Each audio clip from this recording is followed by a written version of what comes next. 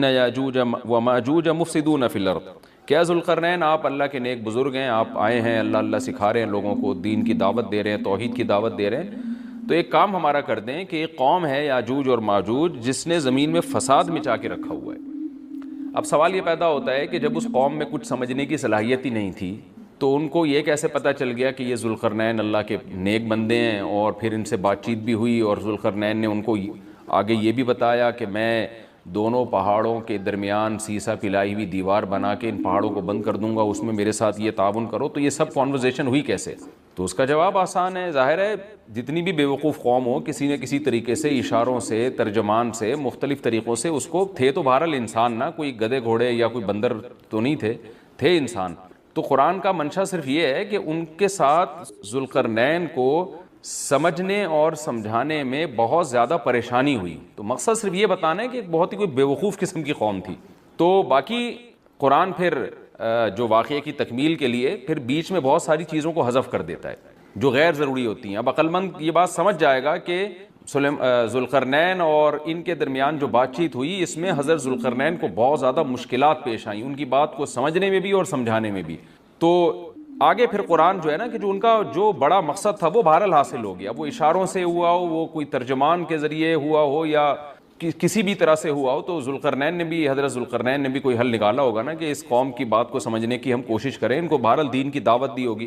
تو اس اشکال کا جواب تو یہ ہے, کیونکہ قالو کا مطلب یہاں نہیں ہے کہ آئے انہوں نے ذوالقرنین کی زبان میں بات کرنا شروع کر دی. جو بھی اپنی زبان میں جس طرح سے بھی بات کی, چاہے اشارہ سے کی ہو یا ترجمان کے ذریعے کی ہو.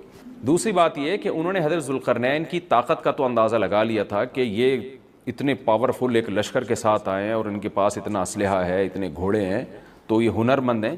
اور آگے ریکویسٹ انہوں نے اس لیے بھی کی کہ حضرت ذوالقرنین کی بزرگی کا بھی ان کو اندازہ ہو گیا. دیکھیے اللہ تعالیٰ نے انسان کی نیچر ایسی بنائی ہے کہ جو نیک لوگ ہوتے ہیں نا ان کی تقوی اور للہیت کا, ان کی بزرگی کا غیر مسلموں پہ بھی اثر پڑتا ہے. ہندوستان میں علماء بتاتے ہیں کہ ہندو مسلمان بزرگوں کے پاس آیا کرتے تھے دعا کرانے کے لیے, اب بھی آتے ہیں. انڈیا کے بعض علماء نے ہمیں بتایا کہ ہمارے پاس ہندو بھی آتے ہیں اور کہتے ہیں ہمارے لیے دعا کریں اللہ تعالیٰ سے, کیونکہ ایک لاشعوری طور پر انسان کے ذہن میں یہ بات ہوتی ہے کہ بھئی یہ اللہ والا آدمی ہے. جیسے یوسف علیہ السلام جب جیل میں تھے تو غیر مسلم یوسف علیہ السلام کے پاس آئے اور کہنے لگے کہ آپ ہمیں خواب کی تعبیر بتائیں. اب سوال پیدا ہوتا ہے کہ بھئی وہ تو غیر مسلم تھے اور یوسف علیہ السلام نمازی پرہیزگار تھے, تو غیر مسلموں کو کیسے اندازہ ہو گیا کہ یہ خواب کی تعبیر بتائیں گے؟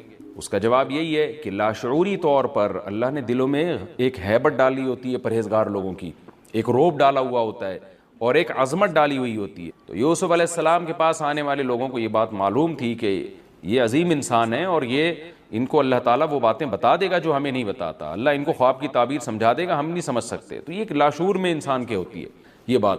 اور بھی اس پہ بہت ساری مثالیں ہیں لیکن میں پھر وہ ہمارا یہ لیکچر جس کو ہم فوکس کر رہے ہیں وہ رہ جائے گا. تو ذوالقرنین کے ساتھ بھی یہی ہوا کہ وہ قوم جنگلی وحشی قسم کی تھی, لیکن ان کو طاقت کا بھی اندازہ ہو گیا اور بزرگی کا بھی اندازہ ہو گیا. پھر آ کے انہوں نے درخواست کی. طرز عمل سے یہ لگتا ہے کہ وہ قوم بھی مسلمان ہو گئی تھی, یعنی بغیر لڑائی کے اور بغیر کسی مناظرے بازی کے ذوالقرنین کا مذہب اس قوم نے بھی قبول کر لیا.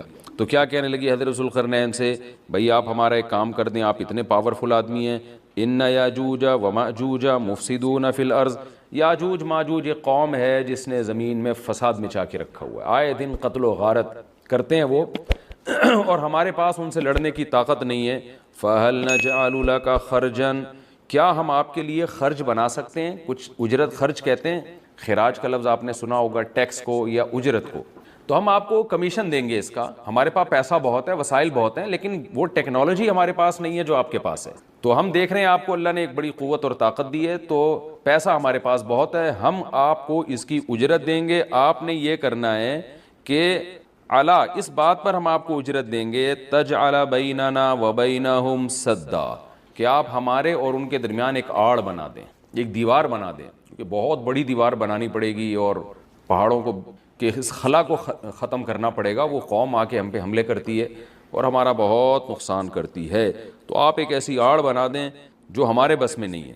قال ما مکنی فیہ ربی خیرون, ذوالقرنین نے فرمایا میرے رب نے جو مجھے ٹھکانہ دیا ہے, طاقت دی ہے, وہ بہتر ہے. کیا مطلب؟ مجھے تمہاری اجرت کی ضرورت نہیں ہے, میرے پاس بہت وسائل ہیں. دیکھیں استغنا بہت بڑی نعمت ہے. سلیمان علیہ السلام کا بھی یہی انداز تھا. جب ملکہ سبا نے ہدیے دے کے بھیجا نا تو سلیمان علیہ السلام نے بھی یہ فرمایا تھا ما آتانی اللہ خیر مما آتاکم، مجھے جو اللہ نے وسائل دیے ہیں وہ تم سے بہت زیادہ ہیں.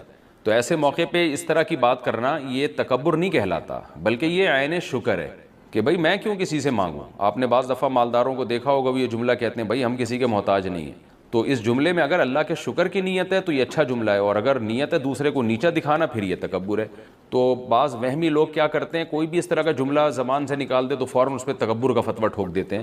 یہ ٹھیک نہیں ہے. تو اس طرح کے جملے پیغمبروں سے بھی ثابت ہیں تو اور اہل اللہ سے بھی ثابت ہیں. حضرت ذوالقرنین نے فرمایا بھائی پیسوں کی مجھے ضرورت نہیں ہے، ما مکنی فیہ ربی، میرے رب نے جو مجھے وسائل دیے ہیں خیرون، وہ بہت بہتر ہے. تم کیا دو گے مجھے، کتنے پیسے دے دو گے؟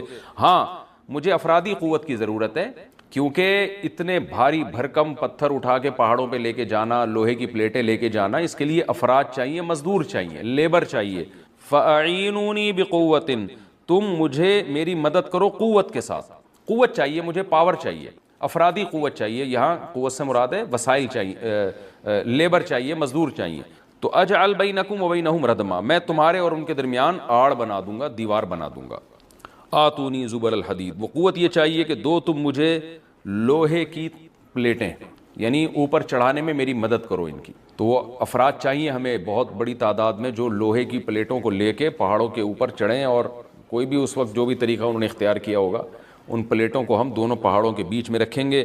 حتیٰ اذا ساوا بین الصدفین، یہاں تک کہ جب دونوں کنار، صدف کہتے ہیں پہاڑ کے کنارہ، دونوں کناروں کے درمیان ان لوہے کی پلیٹوں کو. اچھا یہاں بھی اندماج ہے. صنعت اندماج کا مطلب بہت سے واقعات قرآن بیچ میں حذف کر رہا ہے. تو ایسا ہی نہیں ہے کہ بنی بنائی پلیٹیں، انہوں نے کوئی اسٹیل مل تھی اور وہ پلیٹیں پہلے سے تیار رکھی ہوئی تھیں. ظاہر ہے ذوالقرنین نے کیا کیا، لوہا جمع کیا پہلے. حضرت ذوالقرنین نے کس قدر محنت لگی ہوگی، پہاڑوں کے درمیان بہت زیادہ لوہا چاہیے. تو کہاں کہاں سے پتہ نہیں کتنے مہینے کا یہ پروسیس ہوگا، کتنے سال اس پروجیکٹ میں لگے ہوں گے، کہاں کہاں سے لوہا جمع کیا ہوگا. ہو سکتا ہے زمین میں کھدائی کا کام شروع کیا ہو پہلے، کہ زمین سے لوہا نکالیں ہم، پھر اس لوہے کو گرم کر کے اس کو بھٹیوں میں گرم کر کے کیسے پلیٹوں کی شکل میں تبدیل کیا ہوگا. تو یہ کوئی آسان کام نہیں ہے. لیکن قرآن نے اس پورے واقعے کو حذف کر دیا اور مختصراً بیان کیا. آتونی زبر الحدید، جو لوہے کی پلیٹیں ہم نے تیار کی ہیں وہ لا کے دو. حتیٰ اذا ساوا بین الصدفین، جب ان پلیٹوں کو دونوں پہاڑوں کے بیچ میں ایسے ایسے نصب کرنا شروع کر دیا. ایک پلیٹ آئے، پھر دوسری پلیٹ، پھر تیسری پلیٹ. یعنی اگر ایسے کر کے پلیٹ لگاتے تو یہ تو پلیٹ تو بہت ہلکی ہوتی، یاجوج ماجوج اس میں سوراخ کر دیتے یا کچھ بھی اس کو توڑ دیتے یا جلا دیتے، پگھلا دیتے بھٹی کے ذریعے، کچھ بھی کر سکتے تھے. تو پلیٹوں کو ایسے کر کے رکھا گیا کہ چوڑائی میں جو ہے وہ دیوار بنے. قال انفخوا، تو ذوالقرنین نے کہا اب ان میں آگ بھڑکاؤ. انفخوا کا مطلب پھونک مارنا ہے، لیکن یہاں پھونک سے بھٹی کی جو گرم کرنے کے لیے جو ہوا ڈالی جاتی ہے نا، جو جیسے آپ نے دیکھا ہوگا نا پرانے زمانے میں خواتین جو تھیں، وہ بوڑھی مائیں کیا کرتی تھیں، دادیاں، وہ ایک پائپ لے کے نا کوئلوں میں پھونک مارتی تھیں. اس سے کیا ہوتا ہے، وہ ٹیمپریچر بڑھتا ہے. آج بھی میں نے گاؤں دیہاتوں میں دیکھا ہے بھٹیوں میں کہ وہ ہوا کا پریشر بنانے کے لیے انہوں نے کچھ دیسی قسم کی مشینیں لگائی ہوئی ہوتی ہیں. ایک صاحب کو میں نے دیکھا کہ وہ سائیکل کا پہیے پہ پتہ نہیں کون سی مشین لگائی ہوئی ہے، اس سائیکل گھمائے جا رہے ہیں، ادھر سے ہوا نکل رہی ہے اور وہ لوہا پگھلنا شروع ہو گیا. تو بھٹی میں جو پہلے زمانے میں ٹیمپریچر بڑھایا جاتا تھا وہ ہوا کا پریشر بڑھا کے ہی بڑھایا جاتا تھا، یا ہو سکتا ہے کوئی گیس ہو جس کا پریشر بڑھانے کو انفخو سے تعبیر کیا جا رہا ہے. حتیٰ اذا جعلہ نارن، یہاں تک کہ جب ان پلیٹوں کو بہت زیادہ گرم کر دیا اور آگ کی طرح وہ پلیٹیں بیچ میں نصب کر کے نا آگ کی طرح پگھلنے لگیں، پانی کی طرح وہ پگھلنے لگیں. تو قال آتونی افرغ علیہ قطرہ، جب وہ گرم ہو گئی نا بہت زیادہ تو پہلے سے تانبا پگھلا کے رکھا ہوا تھا. یہاں بھی وہی تفصیل ہے کہ حضرت ذوالقرنین نے جو اتنا زیادہ تانبا پگھلا کے پہلے سے بالکل وہ پانی کی طرح تانبا پگھلایا ہوا تھا. میں نے دیکھا ہے جو کاپر ہے پگھلتا ہوا بھٹیوں میں، مجھے تو ایسی چیزیں دیکھنے کا بڑا شوق ہے. تو وہ اتنا زیادہ اس کا ٹیمپریچر ہوتا ہے نا کہ ایسا لگتا ہے جیسے جہنم کی آگ ہے. اللہ ہم سب کو محفوظ رکھے. تو میں کبھی کبھار جب یہ آیت پڑھتا ہوں تو میں سوچتا ہوں کہ کتنا بڑی مقدار میں حضرت ذوالقرنین نے کہاں کہاں سے تانبا جمع کیا ہوگا، پھر اس کو کیسے اس زمانے میں جو صدیوں پرانی بات ہے، جب ٹیکنالوجی نے اتنی ترقی نہیں کی تھی، اس کا تو اشیر اشیر بھی نہیں تھا، لیکن کیسے اس کو پگھلایا ہوگا انہوں نے، حضرت ذوالقرنین نے. تو وہ کسی دیگڑے میں جناب اتنا زیادہ، پھر دیگ کہاں سے لائے ہوں گے، وہ دیگ تو خود پگھل جائے گی. اس کے لیے مخصوص قسم کی ایک کوئی میٹل ہوتا ہے کہ اس کا ٹیمپریچر اور تانبے کا ٹیمپریچر میں فرق ہوتا ہے، کہ تانبا جس ٹیمپریچر پہ پگھلے گا تو اس دھات کو، تانبے کو جس دیگ میں ڈالا جائے وہ اس ٹیمپریچر پہ نہ پگھلتا ہو، یا کوئی پتھر کی دیگ ہوگی، جو بھی ہوگا، لیکن بہرحال یہ ساری چیزیں محیر العقول ہیں. تو حضرت ذوالقرنین نے پہلے سے بہت بڑی مقدار میں تانبے کو پگھلا کے رکھا ہوا تھا. اب انہوں نے کہا کہ آتونی افرغ علیہ قطرہ، قطر کہتے ہیں تانبے کو. اب یہ جو ہے دو مجھے یہ، میں اب ان پلیٹوں کے اوپر جو گرمی سے جو پگھل رہی ہیں نا، ان کے اوپر تانبا ڈال دوں گا. یعنی تانبا ڈالنے کا مقصد کیا تھا کہ دونوں پلیٹوں کے درمیان جو خلا ہے وہ پر ہو جائے، اور پلیٹوں کو پگھلانے کا مقصد یہ تھا کہ پلیٹیں اور تانبا آپس میں مکس ہو جائیں، یعنی ایک یکجان ہو جائیں وہ. کیونکہ جب ایک چیز گرم کر کے دوسری گرم چیز کے ساتھ ملائی جاتی ہے نا، تو وہ اس کے اجزاء ایک دوسرے میں داخل ہو جاتے ہیں اور وہ بالکل یکجان ہو جاتا ہے. تو آتونی افرغ علیہ قطرہ، دو مجھے یہ تانبا، میں اس کے اوپر انڈیل دوں گا. تو وہ دیگیں تانبے کی پگھلا کے پہاڑوں پہ چڑھایا گیا ان دیگوں کو، اور پھر وہ لوہے کی پلیٹوں کے بیچ میں جو خلا تھا نا، ان خلا میں وہ تانبے کا جو پگھلا ہوا تانبا تھا پانی کی شکل میں، اس پگھلے ہوئے تانبے کو ڈال دیا گیا.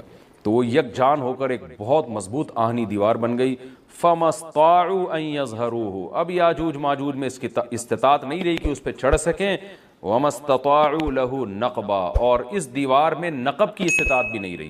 کتنا لمبا سوراخ کریں گے اس کو کھود کے، یہ بھی ان کے لیے ممکن نہیں رہا. جب اتنا زبردست پروجیکٹ چند مہینوں میں یا چند سالوں میں مکمل ہوا، یا چند دنوں میں، اس کی حقیقت اللہ ہی جانتا ہے، لیکن یہ بہت بڑا پروجیکٹ تھا، بہت ایک شاندار کام تھا، جو شاید اس زمانے میں بہت مشکل ہو.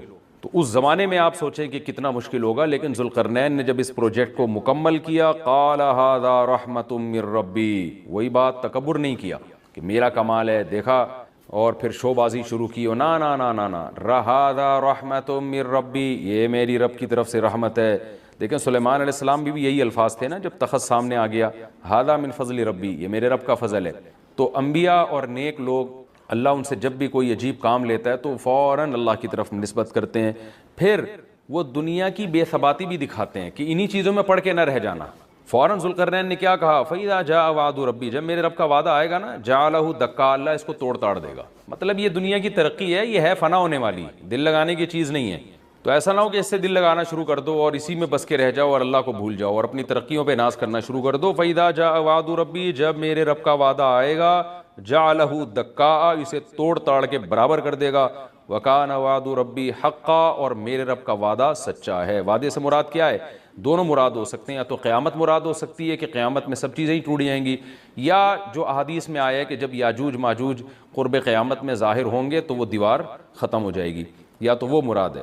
وَتَرَكْنَا بَعْضَهُمْ يَوْمَئِذٍ يَمُوجُ فِي بَعْضٍ، اور ہم ان میں سے بعض کو، یعنی جو یاجوج ماجوج ہیں ان میں سے بعض کو، یومئذ، جس دن ایسا ہوگا، جس دن اللہ کا وعدہ آئے گا اور یہ دیوار ٹوٹے گی، یموج فی بعض، ہم ان کو ایسا کر دیں گے کہ یہ ایک دوسرے میں گھس رہے ہوں گے. یہ مضمون احادیث میں آیا ہے. دیکھیں قرآن میں اور احادیث صحیحہ میں جو یاجوج ماجوج اور اس دیوار کا ہمیں ملتا ہے نا، میں صرف اس کو آپ کے سامنے بیان کروں گا. باقی اس بارے میں ڈیٹیل میں آپ جائیں گے تو بہت کچھ آپ کو انٹرنیٹ پہ بھی مل جائے گا، مفسرین کی کتابوں میں بھی مل جائے گا، اور لوگوں کی اپنی اپنی تحقیقات ہیں، اپنے اپنے تبصرے ہیں. نہ میں ان تبصروں کو صحیح کہہ رہا ہوں نہ غلط کہہ رہا ہوں، کتابیں بھری ہوئی ہیں، وہ آپ جائیں پڑھیں اس کو. لیکن جتنی بات قرآن سے اور صحیح احادیث سے یاجوج ماجوج کے بارے میں ثابت ہوتی ہے، میں صرف اس کو آپ کے سامنے ابھی پیش کر رہا ہوں. پہلا عقیدہ تو یہ ثابت ہوتا ہے کہ یاجوج ماجوج ایک قوم ہے، انسان ہیں، وہ کوئی انسانوں کے علاوہ کوئی الگ مخلوق نہیں ہے، لیکن ہیں بڑے فسادی. دوسری بات یہ بہت قدیم ہے، ذوالقرنین جب گئے تو اس سے پہلے کی یہ قوم ہے اور زمین میں پہلے سے فساد مچا رہی ہے، لیکن بہت زیادہ ان کی کثرت نہیں تھی جتنی کثرت قرب قیامت میں ہوگی، کیونکہ نسل ان کی بہت تیزی کے ساتھ بڑھ رہی ہے. تیسری بات یہ ہے کہ اللہ نے ان کو دنیا کے کسی حصے میں رکھ کے چھپا دیا ہے. چھپایا اس لیے ہے کہ ان کے ظاہر ہونے کا ایک ٹائم ہے، اور وہ ہے حضرت عیسیٰ علیہ السلام کا دور. حضرت عیسیٰ ابن مریم کے دور میں یاجوج ماجوج ظاہر ہوں گے. تو اسی کو آپ چوتھا پوائنٹ بھی کہہ سکتے ہیں. تیسرا پوائنٹ کیا ہو گیا کہ ان کو چھپا دیا گیا ہے. لہذا یہ جو لوگ کہتے ہیں نا یاجوج ماجوج دریافت ہو گئے ہیں، فلاں جگہ ہیں فلاں جگہ ہیں، تو بھائی ہمیں جب ایک چیز چھپا دی گئی ہے اور ایک ٹائم بتا دیا گیا ہے کہ اس ٹائم پہ ظاہر ہوں گے، تو اس سے پہلے وہ دریافت ہو ہی نہیں سکتے. پہلے دریافت ہو گئے تو اس کا مطلب نبی صلی اللہ علیہ وسلم کی گویا پیش گوئی غلط ہو گئی. تو جو جس کا ٹائم ہے اسی ٹائم پہ وہ ظاہر ہوں گے. چوتھی بات میں نے جیسے بتائی کہ حضرت عیسیٰ علیہ الصلوۃ والسلام کے دور میں وہ ظاہر ہوں گے. پانچویں بات، صحیح حدیث سے یہ بات ثابت ہے کہ یاجوج ماجوج وہ جو دیوار بنی تھی اس کو چاٹتے رہتے ہیں، ختم کرتے ہیں. اب چاٹنا کا جو لفظ حدیث میں ہے اس سے مراد زبان سے چاٹنا بھی ہو سکتا ہے اور یہ کنایا بھی ہو سکتا ہے کہ اس کو ختم کرنے کی کوشش میں لگے ہوئے ہیں. اور ایسے چاٹنا، جب ہم کوئی چیز چاٹتے ہیں نا تو بہت تھوڑی تھوڑی وہ ختم ہوتی ہے. تو اتنی موٹی اتنی بڑی دیوار ہے کہ وہ انہوں نے اپنی اسٹرگل اور اپنی محنت نہیں چھوڑی ہے، تو وہ دیوار کو کسی نہ کسی طریقے سے گھسائی میں اس کے لگی رہتے ہیں. تو زبان سے بھی چاٹنا ہو سکتا ہے اور کسی اور طریقے سے اس کو ختم کرنے کی کوشش بھی مراد ہو سکتی ہے. اور حدیث میں آتا ہے کہ ایک دن آئے گا وہ جب ختم ہونے والی ہوتی ہے نا تو وہ کہتے ہیں کہ ہم کل اس کو دوبارہ شروع کریں گے اور کل ہم اس کو ختم کر دیں گے.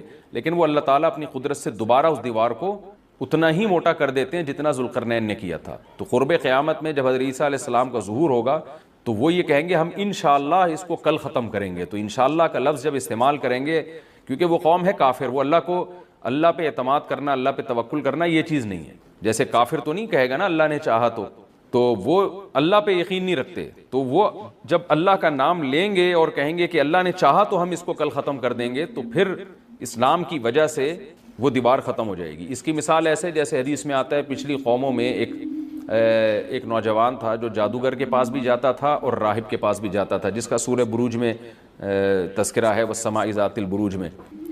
تو جب وہ نوجوان پکڑا گیا، وہ مسلمان ہو گیا تھا، بادشاہ نے اس کو بھیجا تھا جادوگر کے پاس کہ جادو سیکھے، لیکن وہ راہب کے پاس جاتا، عیسائیت سیکھی اس نے اور نیک مسلمان بن گیا. تو بادشاہ نے اس کو قتل کرنے کی حتی الامکان کوشش کی مگر وہ قتل نہیں ہو پا رہا تھا. بادشاہ نے اس کو پہاڑ پہ بھیجا اپنے سپاہیوں کو لے کے کہ پہاڑ سے لے جا کے اس کو گرا دو، لیکن اللہ نے مدد کی کہ وہ سپاہی گر گئے، یہ بچ گیا. بادشاہ نے حکم دیا اس کو سمندر میں لے جا کے غرق کر دو، وہ سارے سپاہی غرق ہو گئے، یہ بچ گیا. تو کسی بھی طرح سے اس کی قتل کی کوششیں کامیاب نہیں ہو رہی تھیں. تو اس نے بادشاہ سے کہا کہ تو اگر مجھے قتل کرنا چاہتا ہے نا تو چوک پہ کھڑا کر کے تیر مجھے مار اور کہے کہ بسم اللہ ورب ھذا الغلام، اس نوجوان کے رب کے نام سے میں اس کو قتل کرتا ہوں. تو اللہ کا نام لے کے مجھے مارے گا تو میں قتل ہو جاؤں گا. نوجوان یہ قربانی اس لیے دے رہا تھا کہ بادشاہ جب پوری پبلک کے سامنے اللہ کا نام لے گا تو لوگوں کو یقین آ جائے گا کہ بھئی اللہ کا نام لینے سے تو کام ہو گیا اور اللہ کا نام لیے بغیر کام نہیں ہو رہا تھا. تو جو بادشاہ اللہ کو مانتا نہیں تھا آج اس کو بھی اللہ کا نام لینا پڑا ہے. تو نوجوان نے یہ قربانی اس لیے دی کہ بادشاہ جب اللہ کا نام لے گا لوگوں کو اللہ کی ذات پہ یقین آئے گا اور لوگ مسلمان ہو جائیں گے، عیسائیت کو قبول کر لیں گے. تو اس نوجوان نے یہ قربانی دی اور بادشاہ نے اللہ کا نام لے کے جب تیر مارا تو وہ نوجوان شہید ہو گیا. اور لیکن پورا ملک مسلمان ہو گیا، عیسائیت قبول کر لی. اور سورہ بروج میں پھر اللہ نے ان کا تبصرہ کیا، ان کا واقعہ بیان کیا ان کے بارے میں کہ کیسے بادشاہ نے خندقیں کھود کھود کے پوری قوم کو جو ہے وہ جو دین سے پیچھے نہیں ہٹے ان کو کس طرح سے آگ میں پھینک دیا ان سب کو. تو اس سے پتہ چلتا ہے کہ کافر بھی بعض دفعہ جب اللہ کا نام لیتا ہے نا تو اس کو دنیاوی فائدہ ہو جاتا ہے. تو یاجوج ماجوج بھی تنگ آ کر پھر اللہ کا نام لیں گے اور کہیں گے اللہ نے چاہا تو ہم اس دیوار کو کل ختم کر دیں گے، اور بالآخر وہ دیوار ختم ہو جائے گی.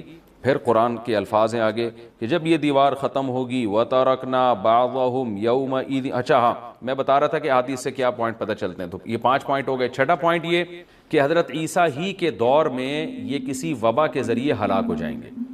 حضرت عیسیٰ علیہ الصلوۃ والسلام اتنے زیادہ ہوں گے کہ ان سے لڑنا ممکن نہیں ہوگا، جیسے کہ قرآن میں بھی آ رہا ہے وَتَرَكْنَا بَعْضَهُمْ يَوْمَئِذٍ يَمُوجُ فِي بَعْضٍ. ہم ان میں سے بعض کو بعض کے اندر گھسا دیں گے. اتنی کثرت سے ایک دوسرے میں ہی نہیں، اب آبادی کی کثرت بہت ہوگی، ان کی گھسے ہوئے ہوں گے ایک دوسرے میں، یہ جیسے چیونٹیاں اور مکوڑے ہوتے ہیں، تو ان سے لڑنا ممکن نہیں ہوگا. تو حضرت عیسیٰ علیہ الصلوۃ والسلام لوگوں کو لے کے کوہ طور پہ چلے جائیں گے اور باقی مسلمان وہ اپنے اپنے گھروں کے اندر بند ہو جائیں گے.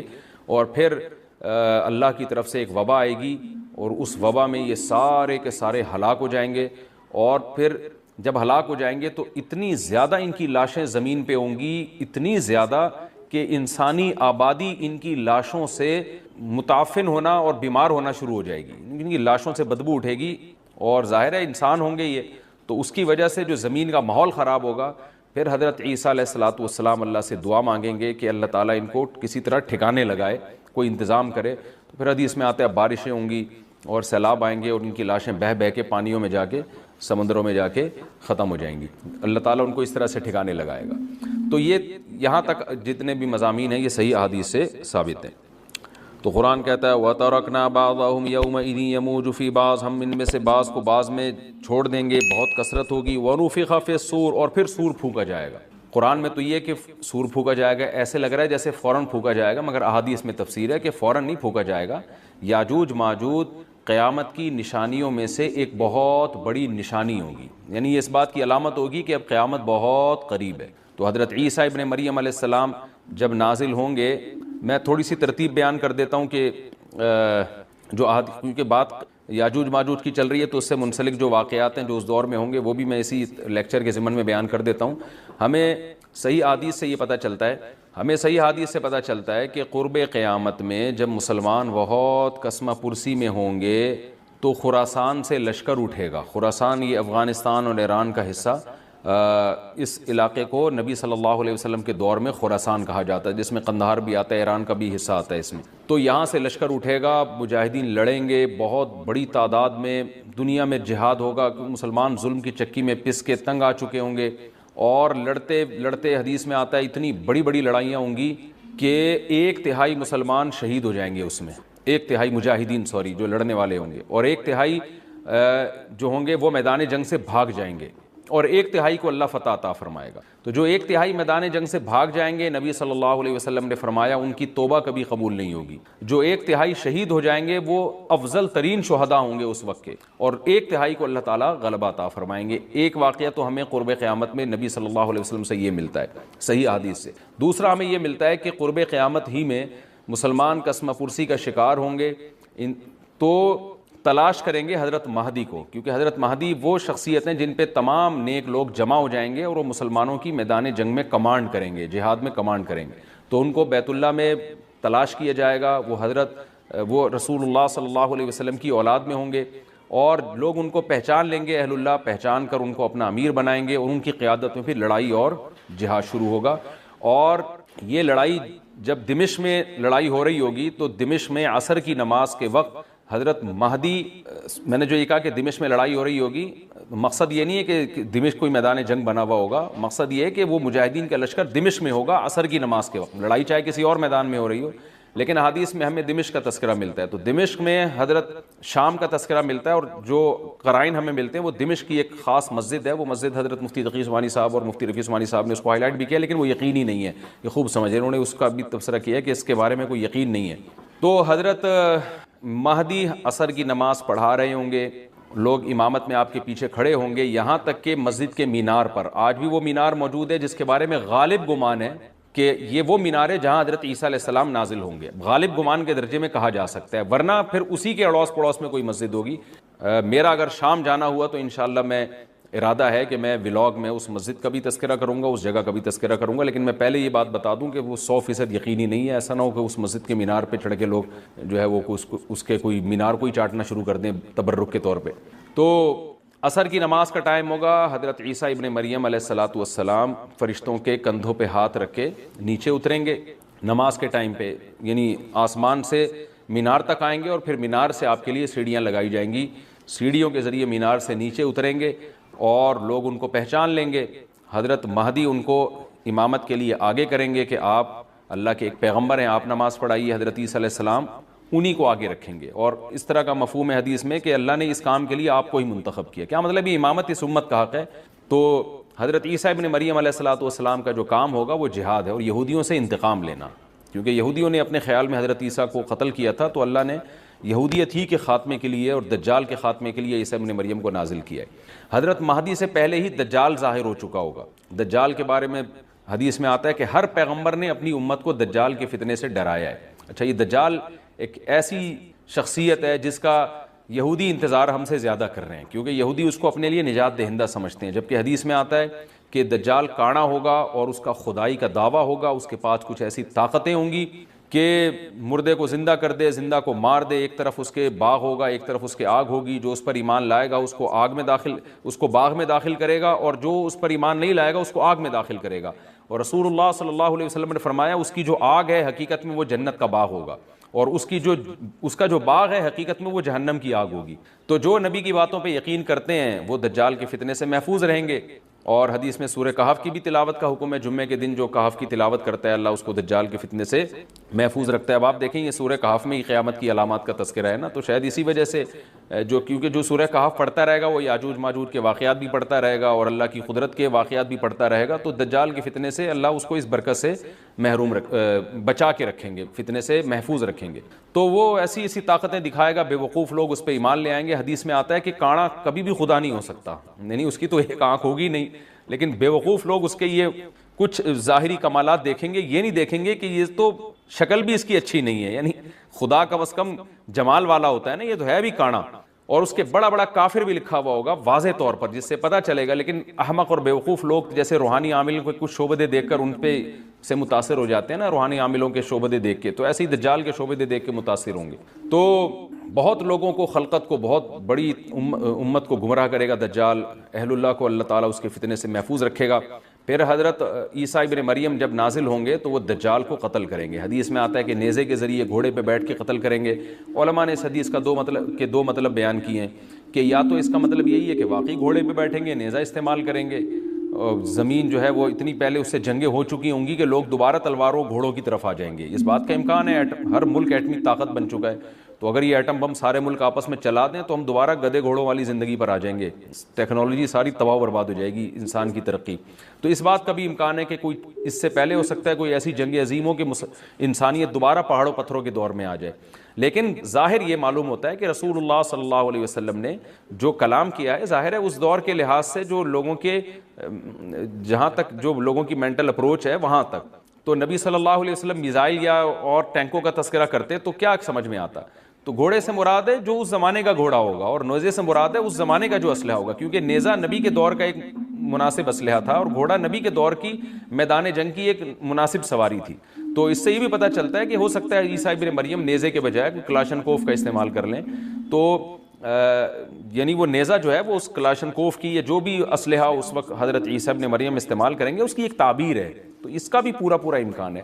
تو ہمیں بہرحال اتنا ایمان ہمارے لیے ضروری ہے کہ دجال کو قتل کرنے والی جو ذات ہے، جو شخصیت ہے، وہ عیسیٰ ابن مریم علیہ السلام ہے۔ تو حضرت عیسیٰ کے ذریعے اللہ تعالیٰ دجال کو قتل کریں گے، اور حضرت عیسیٰ کی قیادت میں زبردست جہاد ہوگا۔ حدیث میں آتا ہے کہ عیسیٰ ابن مریم اس دنیا کو امن سے بھر دیں گے، اتنا امن ہو جائے گا اور اتنی مالی فراوانی ہوگی، اتنی مالی، کیونکہ دنیا میں مال بہت ہے، ڈسٹریبیوشن صحیح نہیں ہے، جو تقسیم ہے نا مال کی وہ ظالمانہ ہے، جس کی وجہ سے غریب سے غریب تر ہے، امیر سے امیر تر ہے۔ حضرت عیسیٰ ابن مریم ایسا نظام قائم کریں گے کہ جس سے مال کی صحیح تقسیم، اور لوگ اٹھیں گے زکوٰۃ کا مستحق تلاش کریں گے اور لوگوں کو زکوٰۃ کا مستحق نظر نہیں آئے گا، غریب تلاش کرنا مشکل ہو جائے گا۔ یعنی ایک آدمی، حدیث کے مفہوم ہے کہ زکوٰۃ لے کے گھومتا رہے گا اور اس کو کوئی غریب نہیں ملے گا، اتنی مالی فراوانی ہو جائے گی۔ پھر ترمذی کی روایت میں آتا ہے کہ اللہ کی طرف سے برکتیں ایسی نازل ہوں گی کہ بڑے بڑے انار پیدا ہوں گے، بڑے بڑے انگور پیدا ہوں گے، زمین اپنی برکتیں کھول دے گی، اور حضرت عیسیٰ علیہ السلام خنزیر کو بھی دنیا سے ختم کر دیں گے، خنزیر کی نسل کو ختم کر دیا جائے گا، وَيَضَعُ الْجِزْيَةَ، اور جزیہ کا نظام ختم، اما الاسلام و اما السیف، یا تو تلوار یا اسلام، اس کے علاوہ نہیں۔ تو نبی صلی اللہ علیہ وسلم کو اللہ نے جس مقصد کے لیے دنیا میں بھیجا تھا، اس مقصد کی جو تکمیل ہے وہ عیسیٰ ابن مریم کے ذریعے۔ باقی اس میں حکمتیں کیا ہیں، اس پر میرے الگ سے بیانات موجود ہیں کہ اللہ نے حضرت عیسیٰ ابن مریم کا انتخاب کیوں کیا اس کام کی تکمیل کے لیے، اسی امت میں کوئی کیوں منتخب نہیں کر لیا، یا یہ کہ پیغمبر صلی اللہ علیہ وسلم ہی کے ذریعے پوری دنیا میں اسلام کو غالب کر دیا جاتا، اس میں کیا حکمتیں ہیں، اس پر میرے الگ سے بیانات موجود ہیں۔ ابھی تو میں کوشش کرتا ہوں کہ تفسیر سے میں جو ٹو دا پوائنٹ بات ہے اس سے یہاں اس لیکچر میں نہ ہٹوں۔ تو اسی وقت حضرت عیسیٰ ابن مریم اس کو یاجوج ماجوج کو قتل کریں گے اور دنیا انصاف سے بھر جائے گی، اور اللہ تعالیٰ نے جو پیغمبروں کو دنیا میں بھیجا تھا اس کا مقصد کیفیت اور کمیت دونوں لحاظ سے حاصل ہو جائے گا۔ اس کے بعد پھر آہستہ آہستہ دنیا میں زوال شروع ہوگا، اور پھر جب پوری دنیا کے لوگ زوال کا شکار ہوتے ہوتے کفر کی طرف جائیں گے، گناہوں کی طرف، اور حدیث میں آتا ہے جب تک ایک شخص بھی اللہ کا نام لینے والا ہوگا اس دنیا پر قیامت نہیں آئے گی، یہاں تک کہ آخری شخص جب دنیا سے اٹھے گا جو اللہ کا نام لیا کرتا تھا، تو اس کے بعد اللہ تعالیٰ سور پھونکیں گے، جبریل کو حکم دیں گے سور پھونکنے کا، اور اس دنیا کو تباہ و برباد کر دیا جائے گا۔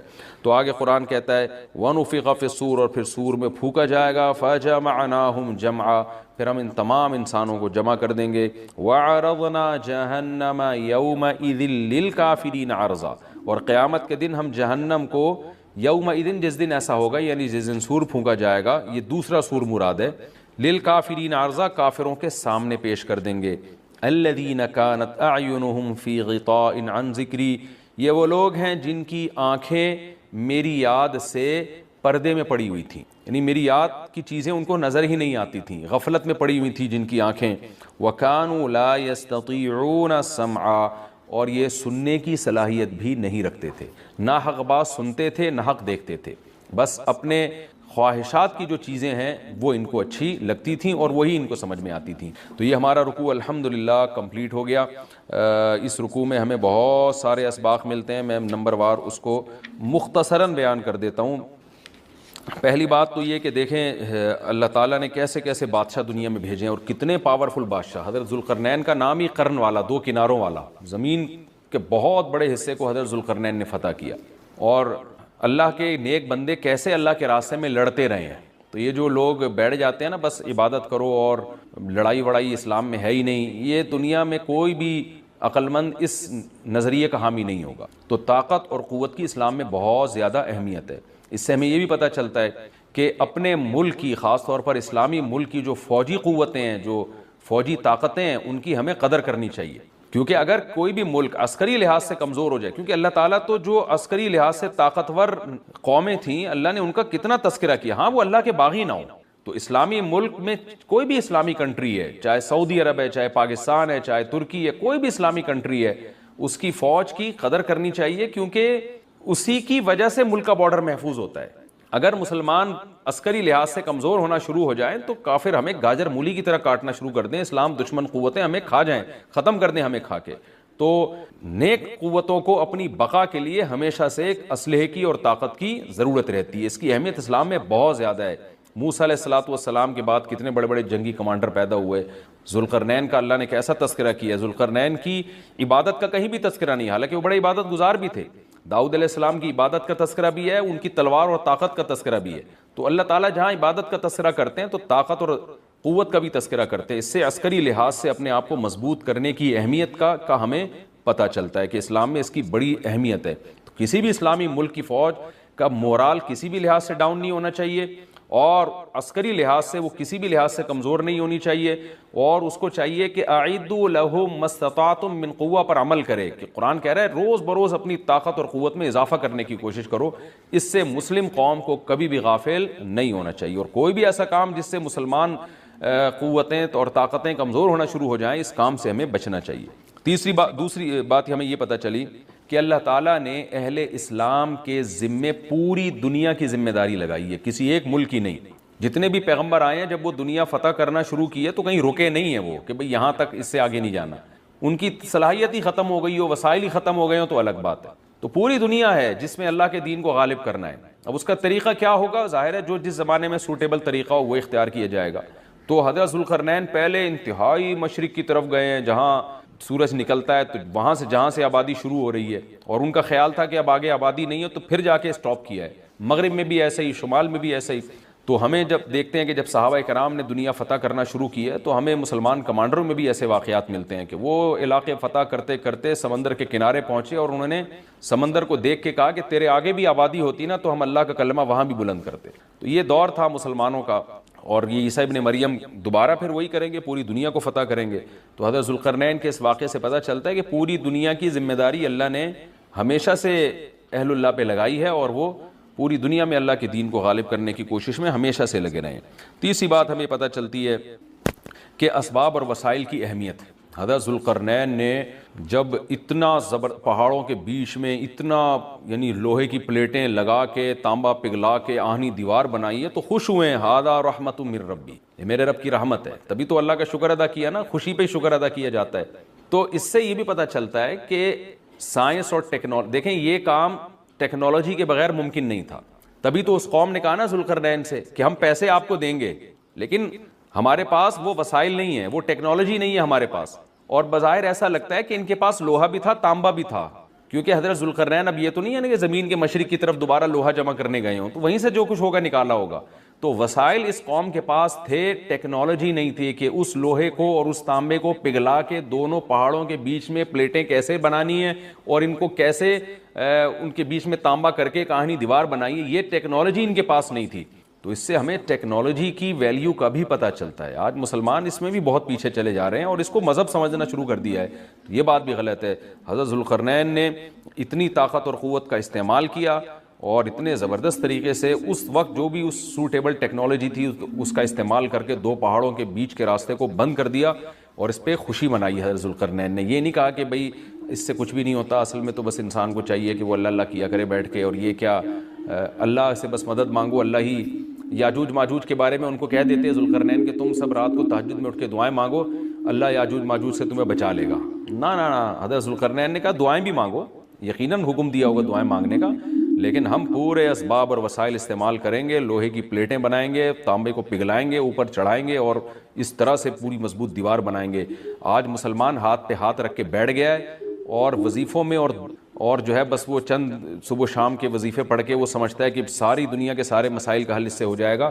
ایسا نہیں ہے. آپ کو بہت زیادہ ترقی کرنی ہے، بہت زیادہ اسباب و وسائل میں آپ کو غیر مسلموں سے آگے نکلنا ہے. جیسے کہ قرون اولیٰ کا مسلمان نکلا تھا، تبھی اللہ نے اس کے لیے دنیا میں فتوحات کے دروازے کھولے تھے. تو اللہ ہمارے لیے فتوحات کے دروازے جبھی کھولے گا جب ہم عبادت کے ساتھ ساتھ سائنس اور ٹیکنالوجی کے میدان میں بھی آگے بڑھنے کی کوشش کریں، اور ہمیں قرب قیامت کی علامت